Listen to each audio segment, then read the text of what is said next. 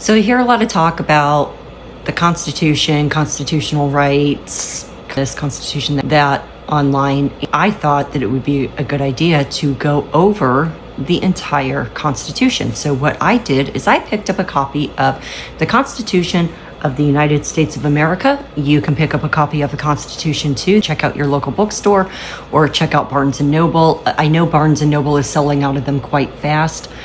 But throughout the month of March, we are going to be reading the entire United States Constitution, along with the Declaration of Independence, including a foreword. Let's go ahead and get started with this. We're going to go ahead and start with the foreword. After the foreword, we will go ahead and get into each of the amendments in the Constitution. The Declaration of Independence, the central document of American life, codifies the American political creed. To understand it, however, we must know its origins and purpose.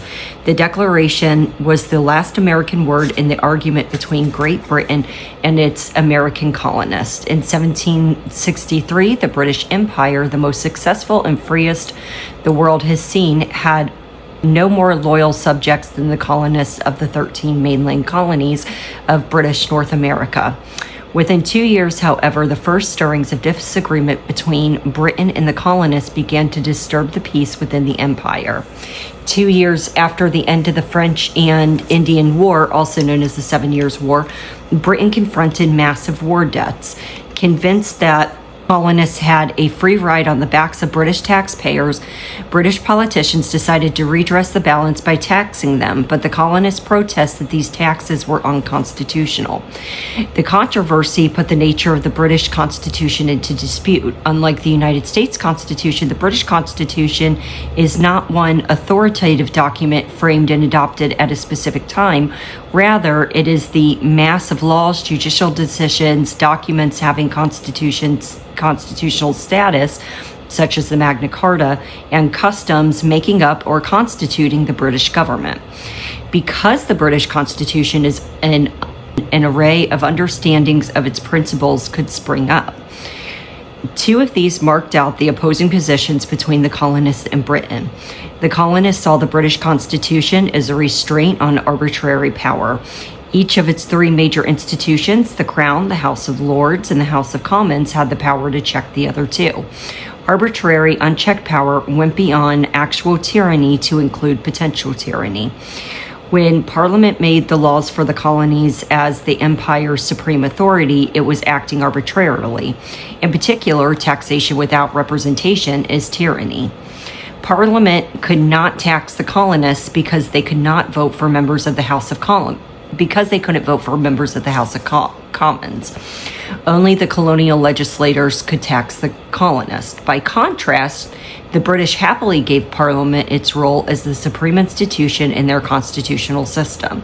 Parliament had earned this role by defending liberty against Stuart King Charles I and James II. Each member of the House of Commons represented not just those who elected him, but all the king's subjects. Under this idea of virtual representation, Parliament could tax the colonists and make laws for them, though they were not actually represented. In arguing with Britain, the 13 colonies, which were previously closer to the mother country than to one another, learned that they had a common cause to defending their liberties. This insight, fostered by the Stamp Act Congress of 1765 and the First Congressional Congress of 1774, led them to see themselves as Americans. By 1776, the argument between Britain and the colonies had reached a stalemate. The British were not listening to the Americans and had sent British soldiers to bring the colonists under control.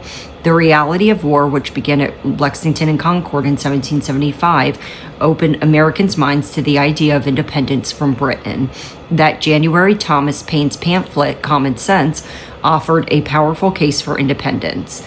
Beginning by demolishing monarchy, the last linchpin in the American loyalty to Britain, Paine showed that the Americans deserved independence and could win it, persuading hundreds of thousands to see independence as legitimate and desirable.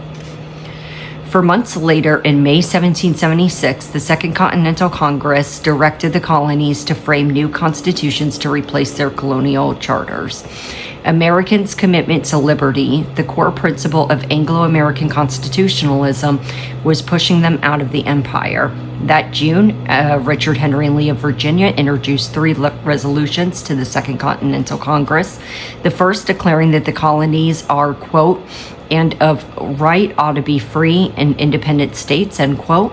On July 2nd, 1776, Congress adopted the 2 resolutions. 2 days later, it adopted a declaration drafted by Thomas Jefferson, setting forth the Americans' case against George III and for independence. The declaration looks in 2 directions at once. It looks backwards as the Americans were in the argument with Britain, and forward, charting the future potential development in an independent America.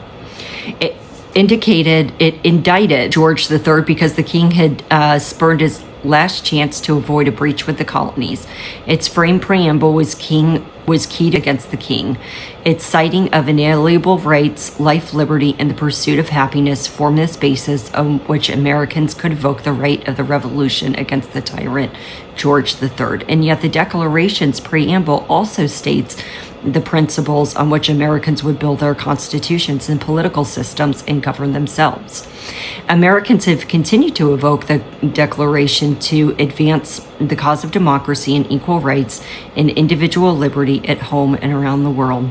Thus, the document by which the Second Continental Congress justified declaring independence found a life of its own as a cultural, political, and constitutional symbol, eclipsing the act that it was intended to explain. Our next video, we will go over the Articles of the Confederation. So join me all throughout the month of March, and we'll probably even go into April, reading all about the U.S. Constitution and the Declaration of Independence. So we are all on the same page and know a little bit more. The more you know.